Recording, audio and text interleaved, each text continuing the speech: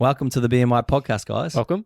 It's been a while, actually. It has, actually. Since we've caught up. Yeah.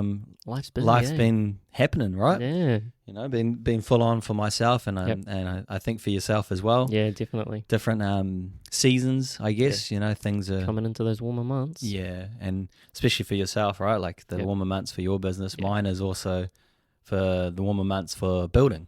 True. So like I'm trying to get ahead of things so that we're not doing stuff in the wet.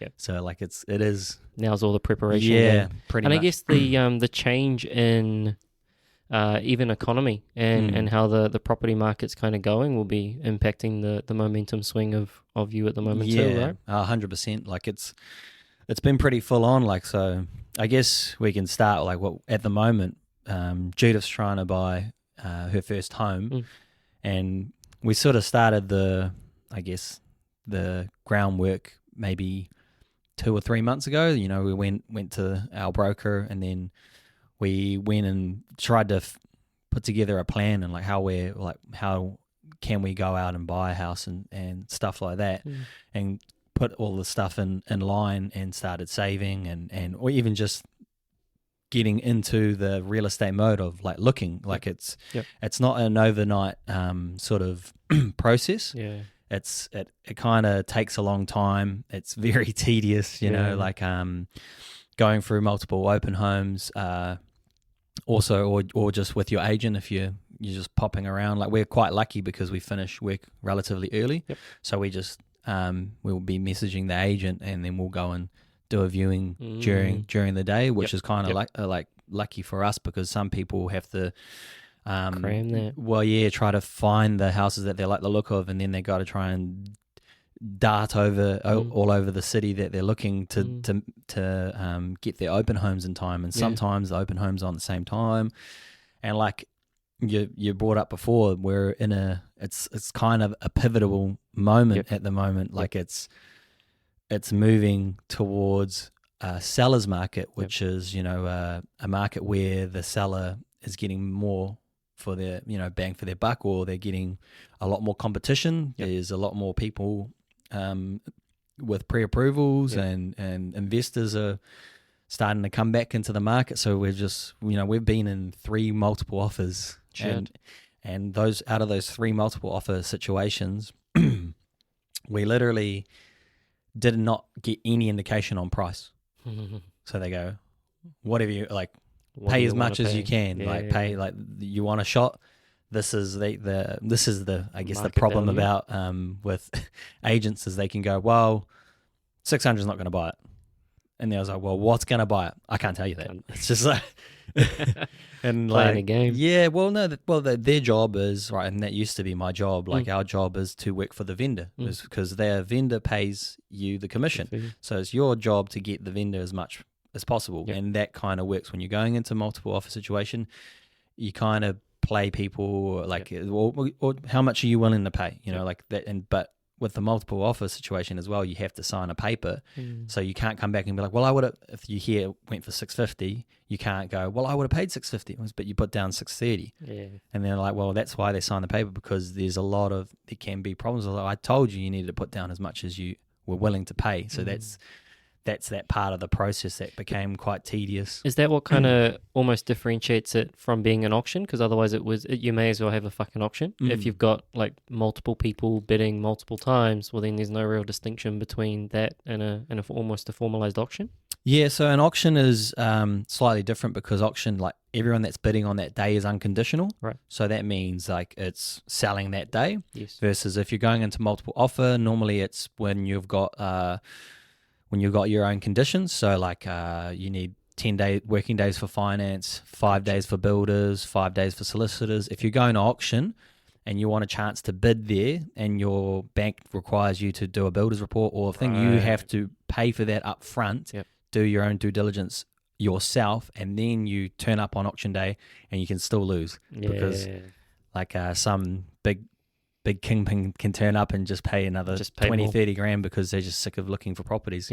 And like it is like that. So like auctions can be good. You can get a good deal on the day, because vendors are also like, well, sweet, like they might want 620, and then you're like sitting at 6, and then but you're quite stubborn on it. They're like, well, I'm just going to take it, so I don't have to go back out to the conditional market, because in the conditional market you can get tied up into contracts for a month, and then they still fall over. And then you've lost your, I guess you call it your prime marketing time. When you're fresh on the market and you get as much people through, that's when you build up that demand. And then like it's sort of that scarcity, and that's what auction's good about as well, is like people are worried they're going to miss out. And then if they aren't unconditional and they still turn up to the auction, they wait until if it passes in. If no one buys it on the day, then they're ready to boom, put in a conditional offer. Gotcha.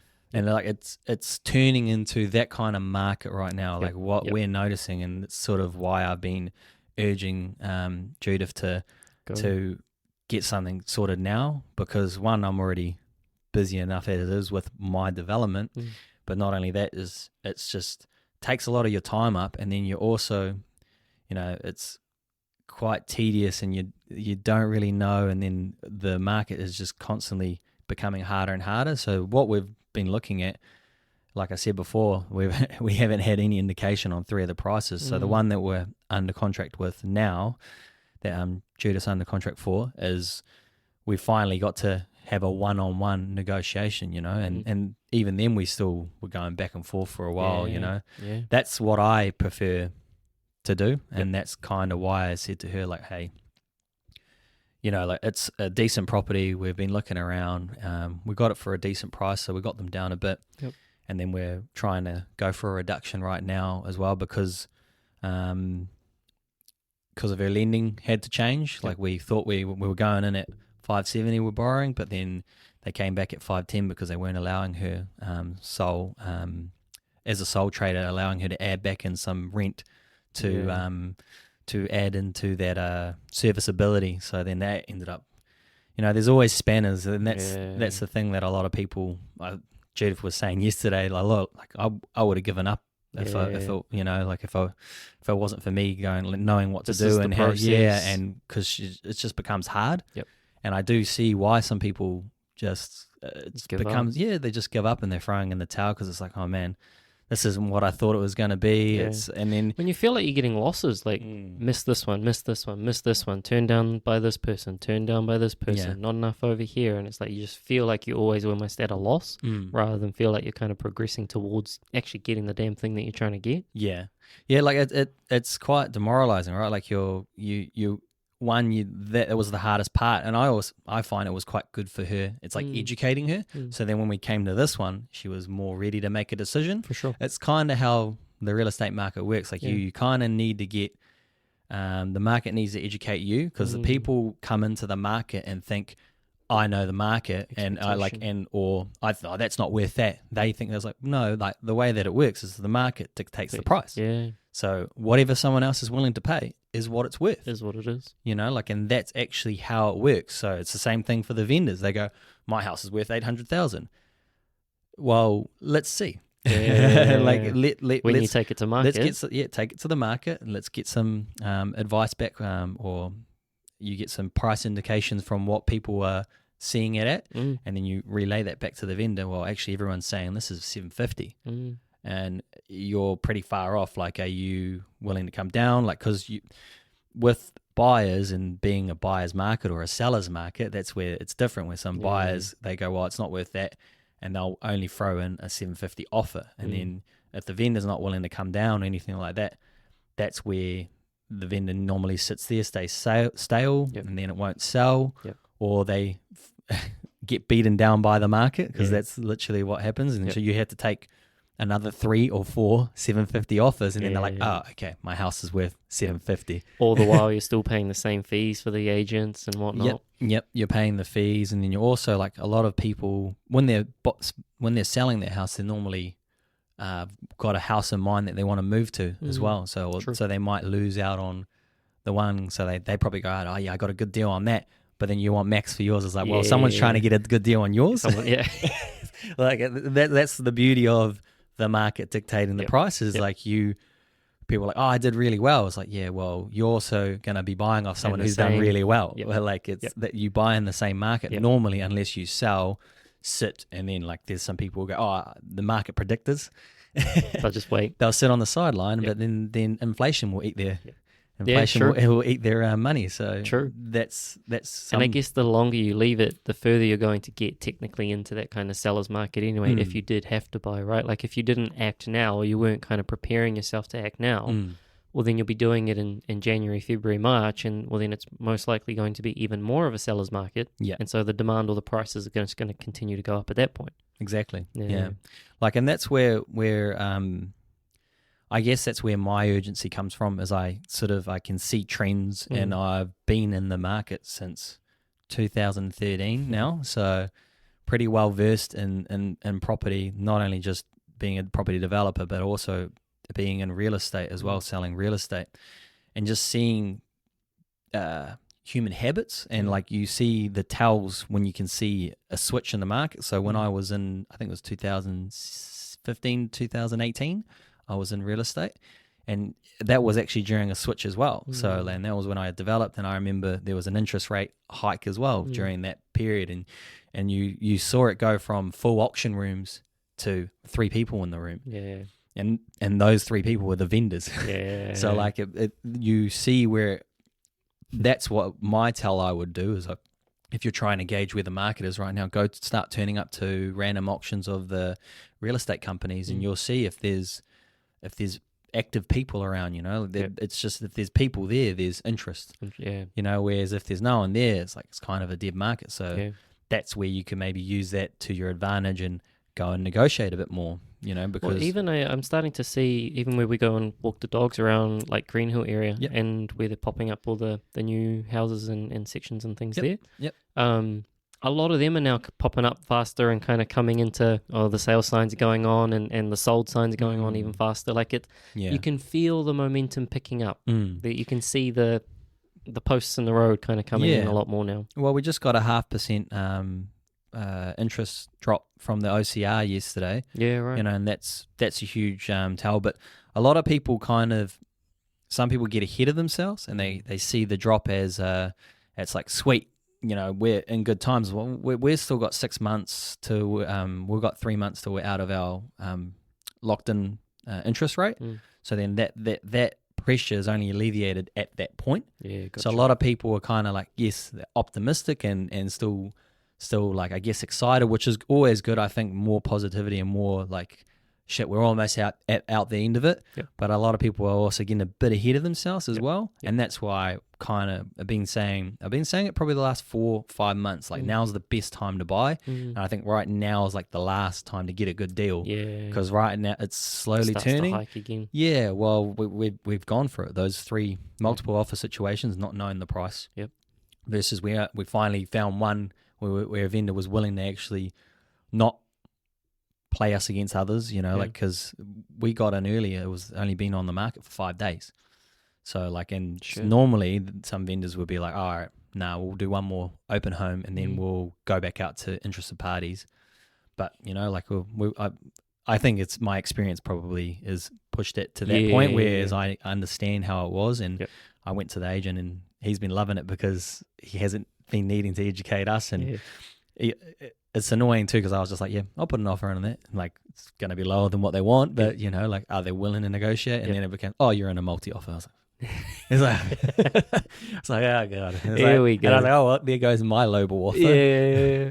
So then you have to try and do your calculations, your math on like how much you think. And it's a psychology game at that point. Like, how much is this person going to put in? Like, actually, what is it worth? But I guess has Judith kind of got to the point where she's almost realizing it's only she can only put what she thinks it's going to be worth, and then kind of move on to the next one. Yeah, so that's why I said it's kind of been good for her, because she's been learning the market now and like learning how the process is, and the I guess the kick in the guts. Yep. Once you're like, no, got it, because then you start going, she's been pretty good actually. Like, I'm probably worse for it than her. I was like, man, I would have bought that for $580. Yeah. Like, we're only the game. Yeah. And I also time. Yeah.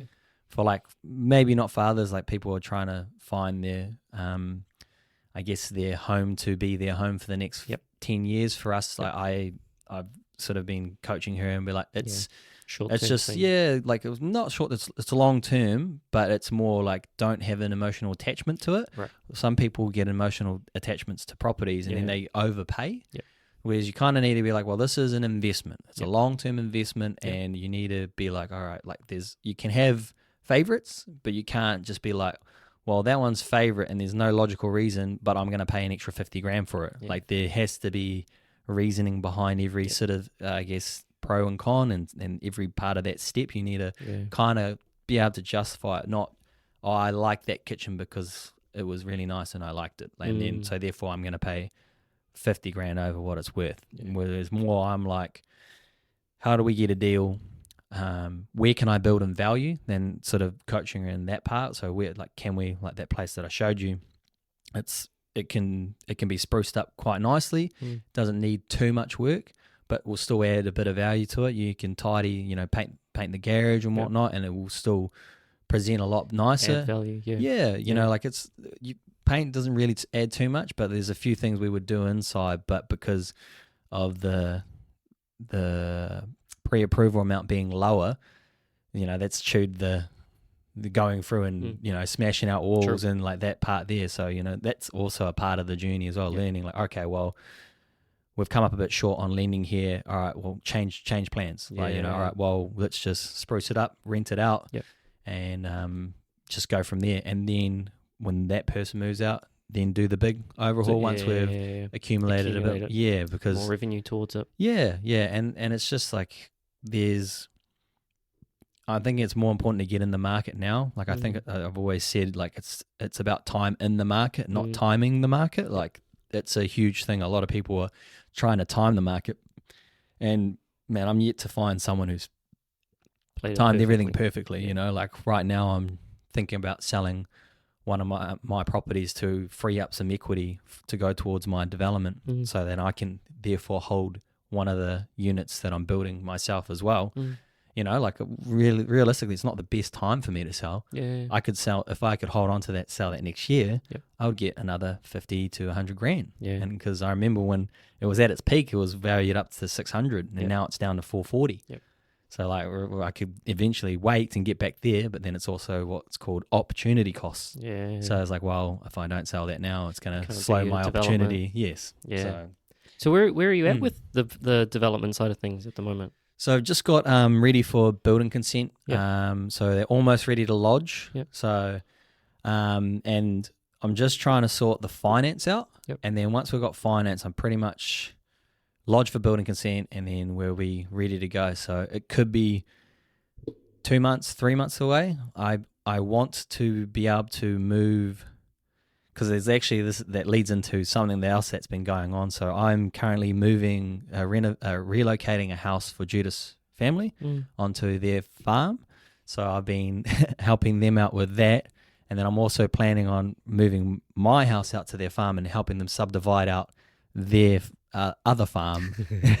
So the house from Ngunnawal here? So no, my house by the uni. So that I'm developing on. That needs to go. So I've actually, I'm giving it to them, and we're going to put that on a section that we're subdividing off out of their farm, and I'm going to renovate that for them, and then move my parents into there. So man, I'm wearing a few hats, Like it's and then the coffee business has been absolutely booming. We've had 2 of our busiest weeks in a row almost, and all while trying to buy a house, move a house, get my house ready to move, get my development done, and lined up, and subdivide the family farm. It's just been hectic, man.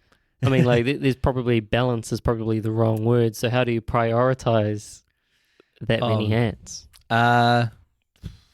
It's been really difficult, if I'll be honest. Like, it has not been easy. I've had a lot of sleepless nights because it's weirdly the organizing and planning that goes into stuff is quite painful. It's once we've got the house there, once we've moved the house off, once I've broke ground for the development, once I've got the lending, that stuff can like move like clockwork. You've got programming that can fall into place, whereas right now I'm dealing with connection problems, getting the architect to get into building consent quick enough so that we can get building consent so we can move before the Christmas break. Like there's all of this stuff that's going right now. I've got to get my lending sorted so I can move my parents out to their spare house on the family farm, then move that house there so they can renovate. So they're going to be living next door, and then we're putting the house there. Dad and mum, just so we can renovate that house.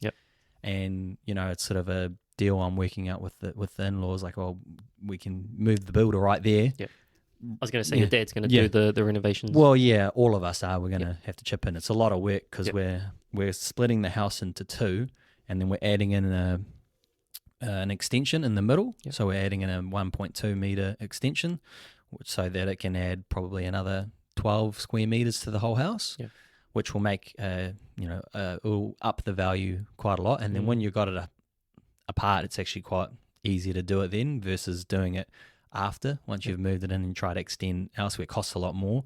Whereas you're just literally putting in new joists, putting down 1.2 meter plies and just all the way through, join the walls, and then do your internal works. So we're still a bit of work, so that's why we're going to move them to their I guess the farmhouse that's there. Is this kind of like their retirement thinking? Well, it's my retirement thinking for them, for mum and dad, and Judah's parents are happy because I'm giving them that house. So like they, just to put in perspective, their house that they're moving to, their farm they're on now, that's roughly around 90 grand. So like I'm giving them, well, they got to pay for the house to get moved there, but they're getting, because my house is a bit bigger as well. It's 130 squares versus the one they're moving is a 93 square meter. So we're working together. Like we're sort of like working as a team, and that's sort of what has to happen. I think like for me, it's tough for me to try and look after everyone all on my own. Like, and not that I have to or anything like that, but if I can make it work. And then it benefits the in-laws as well because they get a house on there. They subdivide that section, that whole parcel will be worth around 800-ish grand. And they're paid about 50, 60 grand to get it moved there. And then they'll renovate it for another 50, 60 grand. They put in 150 to subdividing. So you're all in about 250 grand, and then you got an $800,000 parcel at the end of it. Plus you got 2 additional sections. So we're chopping it up to three parcels, so then they can do whatever they want on there. They can keep it for the family. Like, there's endless options, and I've kind of been helping them through that process. And that's, is this the first time they've kind of done anything like that? Yeah, well, they're just farmers. So I kind of went to them. I said, you should do this. I think they would benefit from it, and I said, like, use my expertise and my knowledge, my connections, because, like it's thinking outside the box, whereas if they were to go by the district plan or what's allowed, they're only allowed to chop into one. But then if there's a little, I guess, loophole is that you can chop, there's a certain amount of square meterage or hectares that you have to have, and you're allowed to chop off one section up to 2,500 square meters. But there's no rule saying you can't chop that bit off, and then you chop that bit off, then you chop that bit off, so you go within each other's boundary. So like there's that sort of knowledge where a lot of people don't know. So they just end up with 2 rather than a well, they think they're only allowed to do 2. But you do what's called a staged development, and you chop it up, and then it's just called an adjusting of boundaries. So then you adjust the boundaries of that one, and then you can do all 3 stages at once. So you just go submit, and then it's just boop, boop, boop. And then you go and peg it out. Which is more paperwork and more price, but same shit at the end of the day. Well, it still goes under the same application, subdivision application. So it's quite a smart idea, and I didn't come up with the idea, but I thought, like, what can we do? So I went to the right people, and then they're the ones who are fully versed, and they were called planners. And that's why it sort of plays into a good point there, where it's about getting the right team underneath you, having the right people, the know-how. It's it's not what you know, it's who you know. It's sort of, those are very important for just asking questions, being curious. Like, what can we do here? And that's what led to this. And then because I always wanted to give them the house, because it's just a waste just because it cost me $30,000 to demolish it and then dispose of it. So well, might as well, like, do you want a free house? And like, we'll work together and then would you charge, I was like, would you charge my parents cheap rent? And then they're like, well, yeah, you're doing everything. And it just adds to their value portfolio. Anyway. Yeah. Good thing about our teamwork that you kind of brought up, and it's like that probably almost ties back into the coffee card and everything now, and obviously you guys developing a team there and growing a team so that, you know, obviously now you can almost not take a step out of it, but you can slowly take that step back because you're kind of building a team and community on the coffee front too. Yeah. And that's obviously just recent. Yeah. So we've got two staff members now, and it's been good. It's been good for Judith, like, to be able to, I guess, know that it's not just all work ahead of her, because that's what it's kind of been. Like, I've been just saying to her, just another 5 more years of hard work, babe. But that's realistic. Like, I'm not trying to sugarcoat or anything. I'm being honest. I was like, trust me though, like 5 years of like the work that we've been putting in now, like, look at the exponential growth we're getting. It only becomes bigger and bigger the more hard work you put in, and delay that gratification till later. Like I said to her, like, we're breaking through the ceiling. Like, it's going to be like this, and everything's going to come together, and it's all going to just, you know, all that hard work will be paying off for itself, you know, and it's compounding, right? Yeah, 100%. And I mean, and that's it. You're almost now able, well, I don't know, you might be able now to take on a lot more of those, you know, the different projects and whatnot, and go to the different stages of the different businesses and stuff, because you've now got the people in the right place. You know, you can talk to the right people in the development, or you know who to go to and know who to network with to kind of get that process kickstarted earlier. You know the people in property. You've got the staff now working under you to kind of help alleviate some of that pressure there, pressure. And it's not that takes all the pressure off, because it doesn't. It just opens up more pressure in all of those areas for yourself.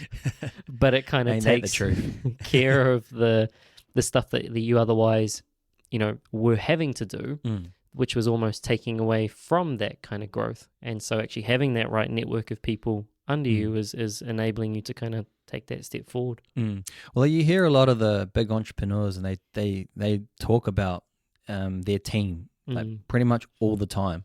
Like, it's not just me doing this, it's literally me, my team, my dad, you know, like, there's a lot going into this, and like, because, you know, he's still got to come up on his end of the bargain, you know, like, he's still got to work a full-time job and then provide that value to the in-laws to, you know, gain that access to the house. You know, there's a lot. We're all gotta. It's gotta, I call it like symbiotic. What is it? Symbiotically working together. Like all of us have to help each other, because or else we're gonna come up short, or things are gonna go wrong, or it just becomes a lot more difficult. And especially for Judith, like, it's been amazing now that we're able to get that team so that it can actually fund me, because what people don't understand is when you go to develop, you don't get paid.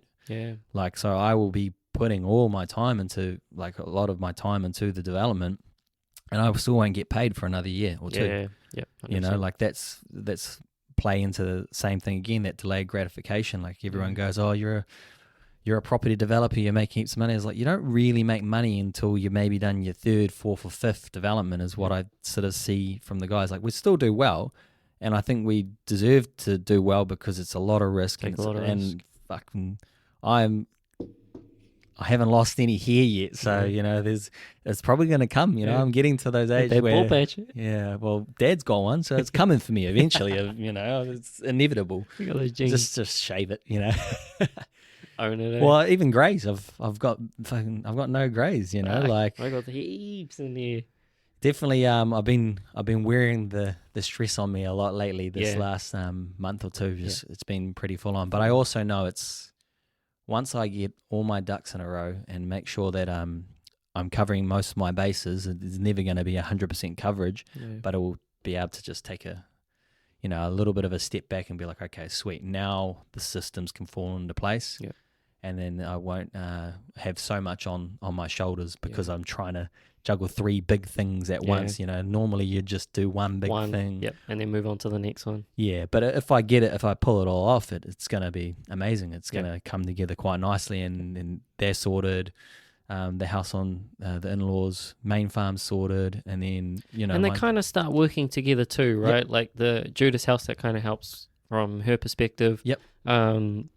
Her parents and your parents, that kind of ends up going in together, which then frees up your development property. Like they tend to kind of like overlap. Yeah. And one can kind of help each other as you go along too. Well, you saw my thinking, right? When I was like, shit, I can, if I pull this off, it will work out quite nicely. And then it will be like, shit, cool. Now parents are sorted. Yep. Don't need to worry about like them, because the property that we're buying for Judith, we might chop up and then put on a house at the back there as well. So, like, you know, as always, I'm thinking of the future development that can be our next. Yeah, for sure. It's not going to happen like straight away, because I've got shit that I need to got to take care of this one. Yeah, because you know, Judith was just going like, "Oh, calm down, bro. Like, you need to chill out." Yeah. But I'm just like, one day you will thank me for my urgency. Yeah.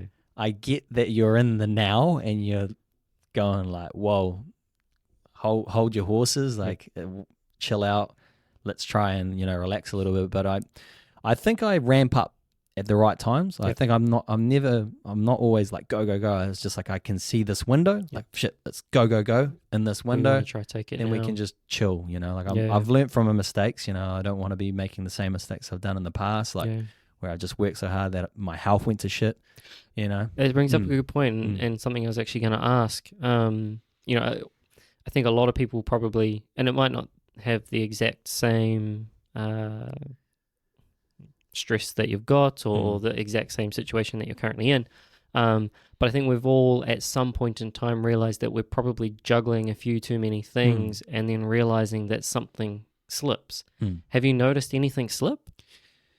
Yeah, I haven't been doing as much cardio. I've been, like if I was to nitpick at something that's probably taken more of a back foot, I just have had a really nuts like last 3 weeks of the coffee business as well. Like, and that's lightened up this week, so it's been actually nice. I've got back into my cardio, like been just done a spin class yesterday, doing a bit more longer walks and stuff.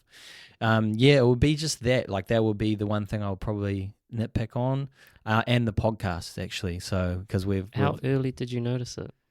I noticed the podcast pretty like instantly, but then I kind of was just like, so I just edited a podcast yesterday, and I published them yesterday, like because I was like, okay, I've missed 1 week of making one and getting one out every week. We've only got 3 sitting in the bank, bro. So we need a so we need a too many skips. Well, I think because we had like a couple of oopsies as well. So like we've had a few where we've recorded the audio but not the video, and then recorded the video. A bit of a tip for people: press the record button. Pretty much, like it's bound to happen, you know. Like we ain't a studio, or we don't have someone behind the camera. Like I'm trying to wear another hat, so I didn't even include that into there, you know, because this is very important to me as well as what I feel, and that's something I wanted to get back to. That was probably if it wasn't the cardio, it would be this. Is one thing that I said to Judith. I was like, I want, even though like we've got 50 subscribers, you know, across the board, it still matters to me because I get comments still. I still get people like, I listened to that episode and man, you had some really good advice there, and like it feels good. Like it's actually super nice to know that, you know, it's information is helping people. My information has value for someone. Like that's where I think it starts, and I think I got to keep that in mind always with this, and not lose track of that. And that's why I was like, okay, I want to be doing this, even though I've got a lot on my plate. It's good. I love catching up with you, and I'm thinking of adding in maybe a couple sit downs with Judith, like with her journey, just so we're not having to pull you all the time out of there, and then maybe even just try a few different things. It's all about like learning and trying new things with it. But yeah, that it would be probably this one here that I would say is what I've been missing. But I knew I was never gonna let it fall to the back foot. I was gonna take initiative, and that's why I messaged you. I was like, hey, I've been working on things in the studio, trying to get things sorted while things have been crazy. But yeah, and I think that's an important point to make. And it's like, things will start to slip away when you're busy, when you're juggling multiple hats, whether that's, again, exactly your situation or anyone listening, I'm sure will have their own situation that is some derivative of that. There'll be multiple things going on. There'll be times where you'll feel kind of overwhelmed. And at some point, something's probably going to slip. And I think at that point, it's a matter of noticing that it's slipping. And, hey, just having that, like, question almost like you did, is it a priority? And a lot of people kind of like, they want everything to be the priority. It's like, well, something's going to have to kind of fall. And at that point, it doesn't have to fall forever. It doesn't have to fall all the way back to the start. But we do need to kind of like, okay, well, here is literally what I need to do today and in my immediate future. This is my priority list. I'll get this done, which will then free up the time. Like you said, like when you have a different team under you and they can take on some of those tasks, well, then that frees up the time to be able to do the other things that you did let slip. And it's noticing that, okay, yes, we don't want to let it slip. And is there a maintenance? Is there a maintenance dose that can kind of at least keep it ticking along? If it's cardio, hey, shit, can I at least do one cardio session a week or something like that? Yeah, and that's what I did. Yeah. I had one, like that's it. Yeah. And it's like, I'm still doing the thing that's going to keep it there. It's just like this. Okay, we're still having the conversation. We still press the record button. And it's like, okay, there's an episode still there. And it's like, it's still keeping there. And sure, there'll be times where, okay, that will then become the priority and fuck, the developments would have already been done. And that will no longer be the priority and you'll be looking for the next opportunity there. And you'll have that time to obviously go back into all those other areas. But I think a lot of people probably, and I was guilty of this, is almost like become overwhelmed by your own guilt, purely by trying to do too many things, but then ending up fucking up all of them, rather than actually just like doing the things that are immediately important. But also having that conversation with yourself, like, what's the maintenance dose? What's the maintenance dose in all the other things that I still find valuable, even if I'm not giving them 100% of my attention. And everyone's different too. Like, they have a different notion or a different particular thing that they don't want to slip. And mine was because, like, we've been talking about it so much about my health. There were a few days, like, we had some really long days and we just had a lot going on, and Judith was just like, oh, Aaron, just take the day off the gym. I was like, I'm not doing it. Like, I just didn't do it. Like, I still went to the gym and I was absolutely exhausted, bags under my eyes, looked like shit. I got a couple messages from the bros like, fuck, you look like crap, bro. And I'm like, thanks. but I even like reply, I was like, felt like it too, man. Like, just genuinely, like, and that's why I thought I'd post it, because I was like, man, I look like shit. Like, and then, but it's, the whole point is I'm still there doing it because I don't want to let myself fall out of that. That was my one thing I said, like, no matter how busy I get with my developments and stuff. And I said to Judith, just you stay home. Like, it's all right. Like, you need the rest. It's all good. Like, this is my thing that I said to myself. You didn't sign up for what I want. That's what I mean by, like, everyone's got their own different point that they don't want to let miss. It might be some people in their relationship, they're like, nah, I'm not letting that fucking go on the back foot, something like that. Whereas for me, I was like, okay, it's my only time I have to myself, realistically, because I have the business at home. Then I've constantly got everything else going on in the background in my head with the development. It's like, it's the only time I go there and I actually get to just chill out and enjoy it. And I love it because I sometimes run into our friends and we have a quick chin wag and just updates, little mild updates. And I want that, I don't, and I didn't want to let that slip. I'm the same with walking. Like, it doesn't matter. I feel better after it. It's like, why are you walking in the rain? Why are you walking fucking 5K to get to work? It's like, it's that type of shit that it's like, do I need to do it? No, like, of course I can drive there. But that's the one part of my day that gives me back more time in day. You know, like I'm more present in conversations with other people. I'm more engaged with the work that I'm doing. I'm more positive, generally speaking, purely because I've actually given myself that time of day just for me. And it's just like, but that's my non-negotiable. Yeah. It's like, I'm 100% always doing this. Yeah. And it's like, it has to be rain, hail, shine, like... Yeah, it has to be bucketing down for you to like, okay. Like corpse drop me off. I better not actually get just soaking wet and sit in the office. Because you get sick as well, and then you end up passing it off to clients, or you're not actually turning up to work because you shot yourself in the foot. Hey, we're probably the kings of shooting ourselves in the foot, though, right? Like, yep, hard. What is it called? Self-sabotage. Self-sabotage. But it's almost like, it is so key because it's, hey, those non-negotiables, yes, is that going for a 10K run? No. Like, is it going to give me the same cardiovascular benefit as going for a 10K run or a 5K run? No. Like, definitely not. But it gives me something. Yeah. And it's that I won't at least let that slip. Now, on a perfect day, I'd probably do that and a 5K run or a 10K run and whatnot. Yep. But at least as a bare minimum, I'm still getting in the thing. And the thing at least makes me feel as though I'm progressing in a direction, or at least not regressing in the wrong direction. And I think that's key too. Like, that whole momentum swing is massive. Yeah. Especially when you're busy, especially when you're stressed. Yeah. Because it feels as though you've got a sense of control, and I like boxes. Yeah. Well, you were talking about like how it helps you like with your work and being more present at work. So what's been going on with you? Enough about me, you know. Yes. Well, we're coming into the summer months. Everyone's trying to get their summer body now. But no, this year's actually been a completely different year in comparison to last year, business wise. I think it will always be. Every year on year there'll be something different, right? Something different, and we've definitely noticed the shift in how people are spending. Initially. Basically not spending as much, and now obviously people are starting to spend a little bit more. Whether or not that coincides with the property market and changes. Yeah, well, it's economics, right? It's the economy. Like when pressure's alleviated off in this area, it frees up some spending money, if you will, on actually focusing on either your health or your well-being, and just frees up a little bit of extra coin. And when people haven't got, you know, there's someone's foot on their neck, you know, they become a bit more enjoyable. Yeah. They want to actually look after themselves a bit better. Take care of their health a little bit more.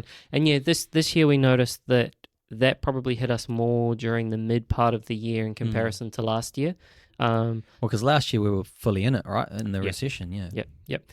And last year was almost, and I think I was looking at the numbers earlier this week, and it was around August things started to pick up. And so, like, fitness or health in general always takes a drop off. Yep. It's very seasonal. You come around April, May, and it starts to die down. So, you know, the whole New Year's thing kind of falls by a wayside, and then April, May, it starts to kind of take a dip through to around July, and it was August last year that it kind of started to pick up again, and then August, September, October, November, half of November was super busy. Yeah.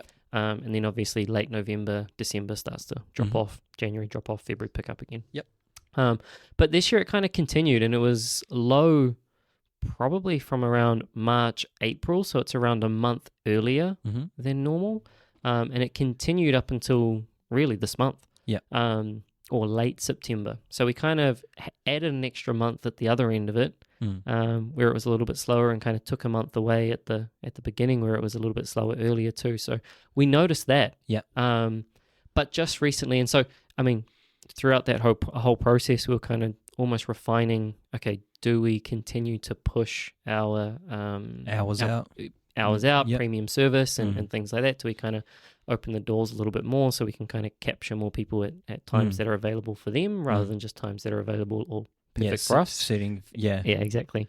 But at the same time, like, just trying to develop a product or an online product so that, hey, there's something else that they can purchase outside of just obviously your time and stuff. Yeah. So, yeah, that was interesting because that was a struggle that we didn't have to deal with in the first year. And of course, they all say second year of business is hard. And so we're kind of like, weren't ready for that storm, but had to weather it anyway. Because that's what a lot of people don't talk about is growth and then not being ready to service the growth is a huge part. And that's where a lot of companies, like you probably say, for that second year, they fall over because they've, like you're saying, they got their hands out trying to catch it all, but then they're like, oh shit, how do I fulfill this? Yeah. How do I, it's like, there's only one of you, one of Haley, Yep. you know, like there's only a certain amount of hours in the day, and you're like, how do you do it without dropping your premium service, right? Yep, 100%. And so, looking at, online products in order to be able to, like, hey, this is still what we're about, so you can still engage with the brand without necessarily, again, kind of taking time. And then I guess recently it's now with towards the end of the year and daylight saving, that's definitely sparked within the last few weeks a little 100%. revival in people's health and health and fitness. And so that's been cool because we've been able to, we've got the times now available. It's almost had a seasonal change of clients, a little bit in with the new, out with the old. Yep. It's starting to feel that momentum pick up again, which is cool. And at the same time, that a lot of the gyms now are working on their last 8-week challenge thing of the year. And so we kind of jump in with a few different body fits and things like that. But also High Rock's coming up. So have you heard of the High Rocks event? No, where's that? No, so they're bringing it to Auckland. So I know what High Rocks is. Oh, you do know? No. I actually thought I wouldn't be too bad at that actually with the cardio and because it sort of plays a bit better to strengths. Yeah, well, it's slightly taller people. Yeah, I think whereas I find all of those other the CrossFits and stuff you kind of got to be mean at in gymnastics. Gymnastics and deep squats, which I struggle at. True. Yeah, but at least with the ball, it uses me, it shoves me down. So. I'm already halfway there, so I just need to reach this far. But then even the rowing, right? Rowing, ski erg, and things like that, it typically is makes it a little bit easier. Farmers carry, so just being strong obviously helps. And so I definitely will give it a go. I would say. So I'm keen to try heaps of new things. Like I'm definitely done from being stuck in my box. Yeah. Well, so that's coming to New Zealand in Feb. So they're bringing the first New Zealand one, I think, with a lot of the Australian ones that they had this year. A lot of the New Zealand, or there were a lot of New Zealand competitors go over. Yeah, I saw that a few Kiwis did pretty well over over there for the Aussie one. I think even one body fit gym in Hamilton took 40 members over or something. It was. Was it? That was Taurus? Taurus? Yeah. No, that was TA. Okay. Bodyfit TA. Yeah. They took 40 members. Taurus had a main event there, right. And they did a CrossFit when we had the coffee they cart. have nationals. Yeah. CrossFit nationals. Yeah. That was really good when we went there. Yep. They run the nationals, I think, or the national qualifier. That makes sense. We didn't know what it was because we were like, man, it was packed. It was cool too. Busy. Yeah. So I mean that's coming in Feb, and we have quite a lot of clients and new clients now gearing up towards that. Yeah, well, that's 3-4 months away, right? You need to do that kind of building block. the building prep now, which is cool because it's starting to reinvigorate that sports science area back into your repertoire work and things that I'm doing, because for a long time there it's and it still is to this day about obviously habit building and behavior change and everything like that. But now I kind of get to put the gym shoes back on and the sports science shoes back on and kind of get into the weeds of, hey, how do we actually make people the best they possibly can be for a specific event, which is, I mean, that was the thing that got me excited about nutrition in the first place. It's wicked. So getting back into that is cool, and it's bringing back the marathon vibes and all of the... Honestly, bro, it's weird that you say that because it's like for me with my development, it's that back to the roots. Yeah, back to what I actually truly enjoy. Yep. And that's sort of, it's not that I didn't enjoy the coffee cart. It was just that was more helping Judith grow the business, and that was her baby. Yep. And now I'm back doing what I think is my purpose is to develop, and then also this with through real estate and helping people with real estate transactions and just even giving them the education, and not even actually helping them with their transactions. It's more like pick up off of my little things that I'm talking about, and then you have a better understanding. So then when you're in it at the moment, you actually don't make the same mistakes that I have, you know. But it's cool that you're getting that I guess that little bit of that drive back again. Yeah. And it there's something there with regards to like it helps you weather the storm, I think. You know, whenever you feel the storm come in, you can just tolerate it a bit more. Yeah. Because the passion's there, the interest is there, and you're keen on learning even if it's not going your way. It's I wrote last week about intrinsic motivation for our weekly newsletter. And it's that. It's, you know, when it's your passion, when it's the thing that you want to be doing, it doesn't really matter how shitty it gets. Like, you can weather a hell of a lot more purely because you're motivated for that shit. Yeah. Oh, 100%. I say to myself when I catch myself having a little bit of a whinge or like, oh man, I'm busy. Like, I keep saying this. It's like, I don't like to be the person who says, oh man, I've got no time, I'm too busy, because I don't believe in that. Like, I think it's more priority. Yep. Like, I catch myself and I would say, it's like, man, this is what you asked for. And then I just would get over it. It's like, this is literally what you asked for. Like, you asked for it. It was delivered to you exactly how you want it, and then you knew that it was going to put on heaps of pressure. And that's why I was pre-warning Judith, like, when it comes to the development, like, there's going to be some moments where it's just, there's a lot going on, and I'm going to be half not there because, God, she's been, you're not even listening. I was like, oh, I'm sorry, babe, but I'm trying to be here, but it's just like, I'm off over here trying to think of things, and that's how I solve my problems, because I'm constantly figuring out the problems in my head during day to day.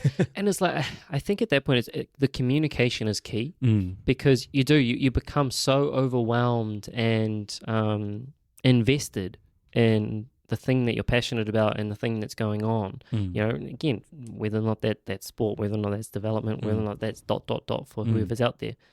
When you're in that zone, you're so focused on it, and you want to be focused on it. And again, it inherently takes away from other things. It's always going to. But the communication of that, I think, is always key. And it's like, hey, like, I'm doing this piece, or I'm thinking about this, or I'm worrying about this, blah blah blah. And it's not that that's a negative thing, because I want to be worrying about it. But I think the communication of that is probably something that I need to work on. Especially this time around. I think it is probably huge. Like, I think she's probably appreciated that I pre-warned her. Yes. But then when she's actually going through the actual thing I warned her about, it's not as nice. It's still not nice, but I guess it would have been more of a blow if I didn't give you the pre-warning. But still, you know, like, doesn't give you an excuse to no. Like, that's where I think I kind of go, okay, like, I did warn you, but it doesn't mean I have to be a dick about Correct. it, you know, like, I at least realize that I'm doing it. And I told you that I was going to do it, because I'm not perfect. But when I am doing it, still pull me up on it. And I'll try not to make an impact. But it does, you just get so like immersed in the thing that you're doing that it does tend to kind of... Only a few people will understand this though as well. Like, not 100%. Many people fully immerse themselves like we do, you know, like, it's not to say that we're special or anything like that. It's just like, there's some people that can just fucking dive in and just be in that deep water for a long time, like, and thrive off of it sometimes. And that's what I was going to say. It's almost like personality, you know, there's a negative element and a positive element to it. Like, you can go into it, and I love it. Like, I love that shit where you can just be completely immersed and almost feel as though you need to tread water and you're barely doing it. It feels like you're going somewhere, and I can get immersed in all that stuff. But at the same time, then it often comes with the, you know, okay, well, if you're that deep in that water, there's all this other area that you're really not paying attention to. For me, it's noticing the two. But again, I don't know if you could have one without the other. Yeah, my thing is, when I look at all the things that like get neglected, I just go, those things won't even matter when I reach my peak or something like that. You know, I know that's the thing. I guess you got to be confident in knowing that you're doing the right thing and you're actually working on the right thing. Whereas I think I know, it was like, well, man, I'm, you know, all the arguments that I've had with my parents and everything that, you know, has gone on in the background and stuff will be like, all forgotten once you kind of, once you get to things that actually calm, sorted, and you're like, oh shit, that's why he was putting in so much effort and making sure things were getting done on time so that we can get to this point sooner. Yeah. Because the sooner we get to those points, the more I can actually, I guess, do what I properly love, which is, helping people, focusing on this, building. I really enjoy the building process. I like creating. It's creating a house, I love that part of that process, and I want to get back to that and doing those things. But, you got to sort other things out. Yeah. Then you can be like, okay, now I can fully immerse into it. And that's what I mean. It's almost having that, like, that maintenance dose of that stuff, so you still feel human and normal.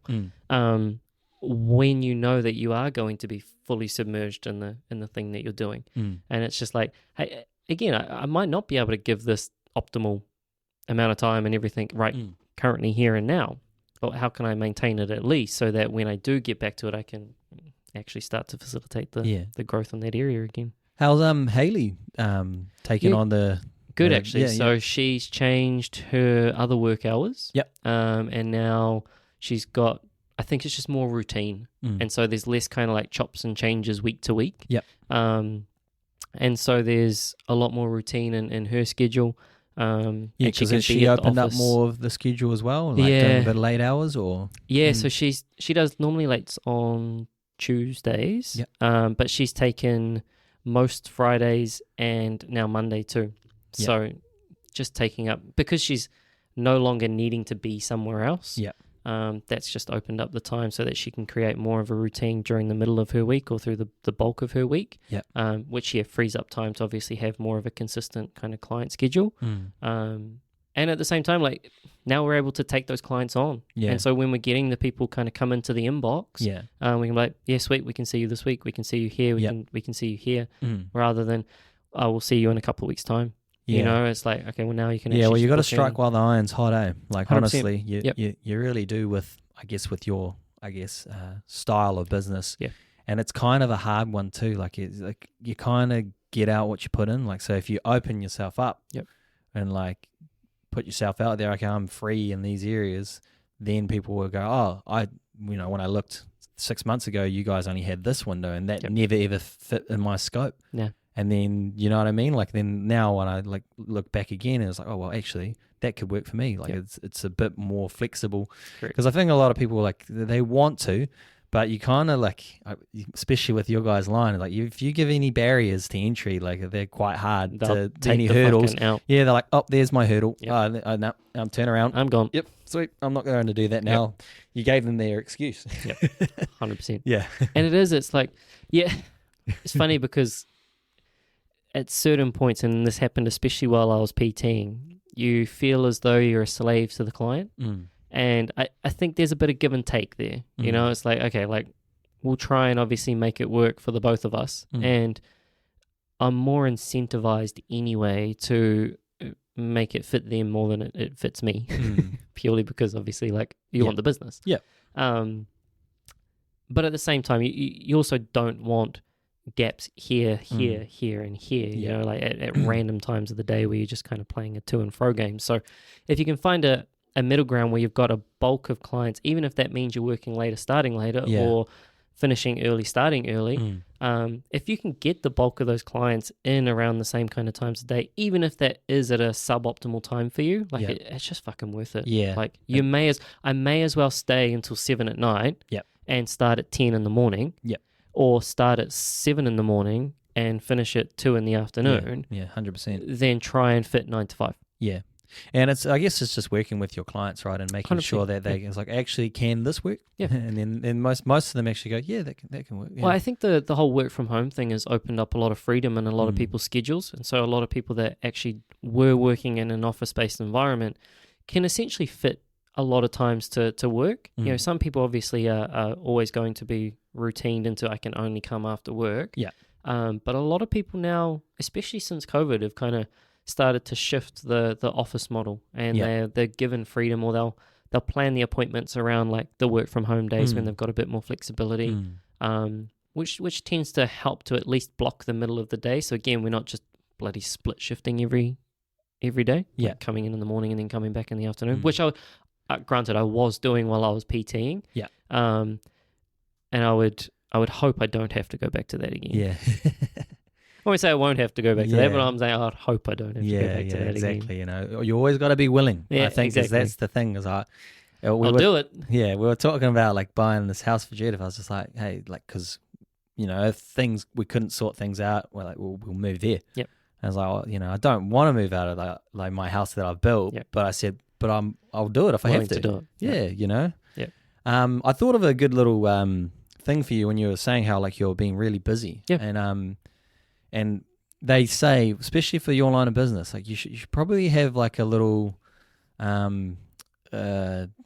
referral code or something like that there. If they refer someone, give them a code, and then their first booking is like 10% off or 15% off or something like that, and then that gives them a 20% off on their next checkup or something like that.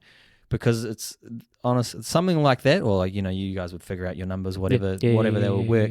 Because you're in your peak right now, and then if you actually service that well enough and just be like, hey, like only if I'm, because I already know you provide the service because like you're my guy. You could just be like, hey, if you're really happy with our service, like here's this. Do you think someone else deserves it? And then you can even tell them about the story about how I've shouted my mate a meal plan. Like it's time to think of one another. Start maybe that could be this conversation. Like they've talked about a loved one, a family member, or something like that. You can give them that ability because that word of mouth, and that might fill up your dead spot. Because this is the area where you're getting people through. They're going to go through that next 3 months of you servicing them and giving them the good results. Then you can actually have that go, hey, bring someone along, we would really appreciate that, and we'll look after them, and then we'll look after you as well for the referral. It's actually a good idea because I'd say word of mouth is probably, and I don't know the percentage to be exact, but I'm going like probably 80 to 85% of our referral process. So most of like where we obtain new clients is essentially 80 to 85% from word of mouth. Yep. And that's all organic. Yep. Right. So that's just, obviously if you do a good job, then people tell people. Yep. Or people ask about it because they realize that you're looking and you're healthier and fitter and whatnot. So they ask, oh, what have you been up to? Yeah. 100%. But there's more of an incentive for that person that they're then telling. For that conversation to go a little bit further. Then or even reduce barriers, Yeah. Like you're saying. Like if there's any barrier that they're going to take, they'll fucking take it if they don't want to do it. Whereas if you can lower those barriers even more, which again, at the moment, maybe price is one of those barriers. And so if there's, okay, well, you get 10% off if you use this person's name. Like, yeah, but I also think it gives them, because then they can be a part of their process as well. If you know what I mean, they can be like, oh, I could say that with a few of our mates, like I've trying to get them onto the healthy path, and like a couple have actually taken really well, and they're doing really well off of it. Yeah. But it gives them that little bit of, kudos as well. They're kind of, but I think of it as a area, because this is that period where you're going to be servicing them for the next 3-4 months, and they're going to be looking really good, and then that's going to come up to the quiet period, and then if they're going, man, you're looking mean, and then that might fill that small that low. That was my thought pattern. Especially with a lot of the new clients too, because a lot of those new clients, they will be the ones that are probably going to get the faster results. Yep. And so with that, they're probably, if they can then talk to other people, that just continues to generate that new line of business. So yeah, it's a good idea. I don't know. Yeah, run it by Haley. I just thought of it when you were saying, like, because you got about your sort of your moments, and that's where you need to attack there. Yeah. Because if not attack, but you give them that option at that point, because then that's when they get at the end of it and they're really happy with your service and they want to talk about you. They've got the ability to go, actually, here, use this code, or something like that. Or Mikey's doing it because, like, whenever word of mouth, it helps me for my next appointment, and it'll help you on your first appointment. Well, I mean, we always end up buying protein powders and bloody supplements and things just to stock in the office too. So I mean, what's a bloody free electrolyte, or what's a free creatine powder or something like that as well? So we can even use the things that we've use already... that, book that in and come in and get a starter package or something like that. Yeah, we'll give you, I don't know, $30 off or $20 off or something, or you can have a creatine instead, up to you. Like, something like that. Yeah, I don't know, just a bit of food for thought. Good idea. Yeah. Is there anything else like been going on? Like, what's new? Nothing else? No, not really. No, just hectic for both of us. Just work is work is probably the main one at the moment. obviously we were talking earlier about moving house and that kind of thing. So that's coming up in the personal sense. Yeah. Which that's always a stressful time. You have to go and look for bloody. Oh yeah, it's just as bad as trying to buy a house, right? Like, Yeah. and I might even say it's probably tougher. Like, I think the rental market is very hard to find a place because it's just things get snapped up. 100%. And especially, while people weren't buying houses, and so more people were renting. Yeah. And so, that might change now, but that might also limit the amount of houses that are on the rental market. And prices go up. And then prices. Exactly. So yeah, renters are weird. There's they got their own like category, like with like how houses and like prices go up and blah blah blah. Yep. And then there's like renters. Very rare they come backwards. They sometimes do a 5% correction, whereas real estate they can do a 30 to 50% correction sometimes. Like some can take like, well, we just went for a 30% dip. Yep. In pricing. True. Some people that bought 2 years ago, but your rent hasn't become 30% cheaper, has it? Consistently gone up by about it's very 5, rare 10%. for it to come back. Sometimes it does, but because we in New Zealand we always have a shortage of housing, so we have a housing shortage. Yep. It's very rare that the rent comes back. You got to know someone. Yeah, pretty much. You got to have some sort of in or connection with someone. And that'll be a personal, individual basis rather than the market as a whole or the industry as a whole. So it's not really a part of that data. Nah. The general trend is that everything tends to go up. So, interesting. I think that was a good little catch up. We hadn't had a catch up since March, so at least it gives. I'm pretty sure that's when we did it. When I uploaded the episode, March catch up. Yeah. So like we've been just doing topics and stuff, and it's good to swing back, and 100%. We'll probably do another one in the new year. I'd say. And hey, I mean, I think that one was probably more fitness focused, right? Whereas found now, like this one's obviously been a bit more like business focused. Yeah. So it'll be interesting. We tend to have the same trends. Yeah, right. Like it's the seeds that we're planting, right? Yeah, I think it's 100%. And it tends to be like how that is going. It's like, okay, well now the fruit is bearing from the seeds we planted for the business at the start of the year that we were talking about. Yep. Yeah, exactly. Give us a like and a share, and if anyone has any questions for developments, if you're still here, just yell out to me. I'm an open book. I'm happy to help if you got any questions on developing, building houses, real estate. I am more than happy to help. I can just give you my advice. You don't have to take it either, but it's never hurts to ask. Power of the ask. Yeah, 100%. And I mean, like I think the power is in the ask, and more people asking those questions, and especially use the knowledge that you've got. Especially because it's there, and if anything that he has said during this podcast has kind of resonated from the housing market or the development market, like use that to, like you said, ignite the light, take the fucking, open the door and let the fire go. Yeah, like I honestly think about so many times where I could have been helped by someone like myself that was willing to help. Yeah. I find even like now I'm still trying to ask questions in the development world, and like I'm not getting anywhere. Yeah. And I'm like, man, like why are you... So I have to figure it out myself, which is fine. Yeah. That means like it's giving me more knowledge that I can pass on to others. 100%. Because it doesn't hold any value to them to not disclose the information. I just don't get that mentality where you're like, oh, figure it out yourself, or fucking like ego. I've got no time. Like I just don't understand it. But yeah, any questions, throw them at me. 100%. Awesome. Thanks for listening, guys.